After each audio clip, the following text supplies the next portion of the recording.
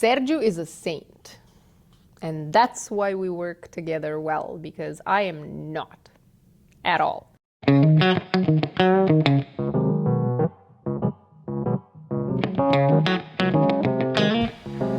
So it's 2 5/16.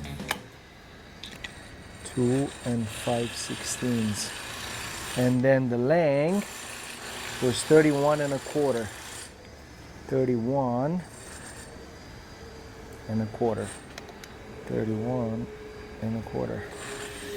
Meaning 2 3/16. So this is 2 3/16. Okay. Let's see.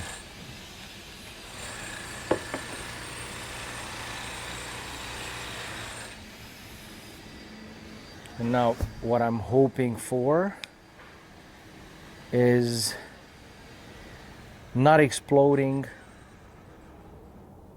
on the bottom. And I put the tape here. Hopefully that helps a little bit. Or I can cut it upside down. It's not that he doesn't get frustrated. Trust me, everybody gets frustrated, especially when there's timelines to keep and when there's expectations to maintain and where there's a certain level of quality that you can't compromise. It's just he's better at not showing it in public, let's say that. Because of the way I'm cutting on the table. So remember, the clean cut is always at the top of the piece as it goes through the blade. Whatever's at the bottom, almost always, I call it exploded. This is like chips. It's not a clean cut. So in this case, where do I want to have the non-clean cut? At the top or at the bottom? Or maybe at the bottom, huh? Because I can fix it with a line of caulking. Because anyway, we have to put caulking there. And then we'll reassess for the top shelf. 2 5/16 first, 2 3/16 second. God help us all. Yeah, watch it now. It's gonna be like completely ruined underneath. I'm gonna scratch it with the table saw. It's gonna be like the worst. No, it's not. Come on, Mike, cut it out.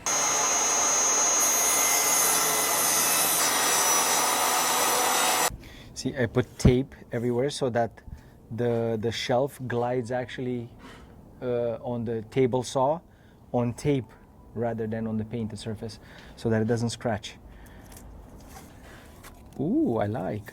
But he's extremely patient, and he will demonstrate, and he will. I think the advantage is that neither of us went to school for this. We literally trained ourselves in the field.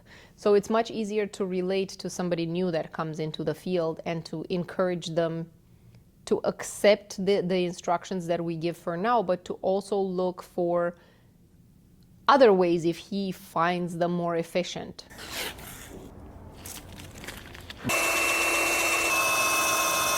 Ooh, look at this. Nice. Like, we're not stuck to one way of installation. Like, the same element can be approached multiple ways, and we're more than encouraging people to find the better way that works for them. Damn, I'm good. Wait, what? Who said that?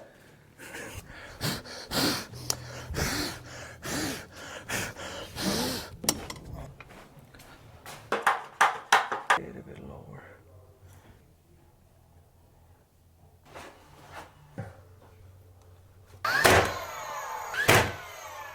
In the shelf, I want to put adhesive on the inside where it touches the support that I just nailed to the wall and to the cabinet, and not on the support. Because I put it on the support, when I put it in, I'm going to scrape all the glue off it. One, creating a little bit more work for me to clean, and at the same time, I'm not going to have probably enough glue in between the two pieces. If it squeezes inside of the shelf, and I'm not going to have to clean it. So I will for sure have enough glue and less work for me.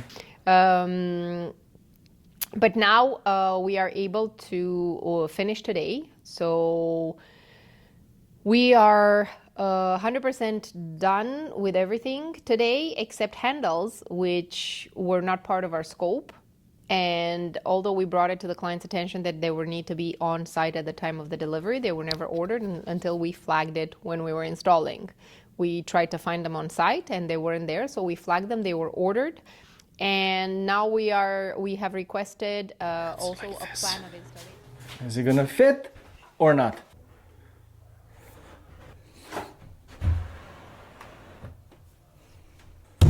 Because it's so tight. Floating shelf, perfectly aligned. It ain't going nowhere from now on. Well, why wouldn't they know by now? But in case you didn't know, maybe you should be watching more often. We do offer in-house design, drafting, coordination services, as well as project management and oversight, and full in-house manufacturing and installation of cabinetry.